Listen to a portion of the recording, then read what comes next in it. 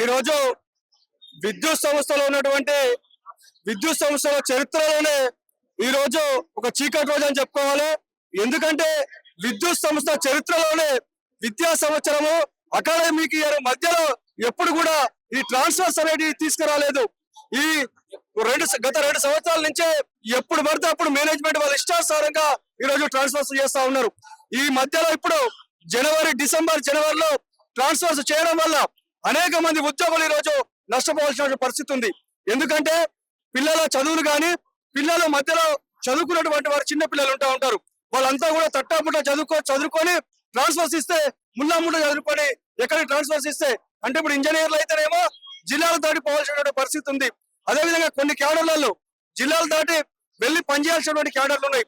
వాళ్ళంతా కూడా పిల్లలను తల్లిదండ్రులు తీసుకొని అకాడమిక్ ఇయర్ లో మధ్యలో వెళ్లి చదువు డిస్టర్బ్ చేసుకొని ఉద్యోగాలు చేయలేనటువంటి పరిస్థితి ఉంటుంది.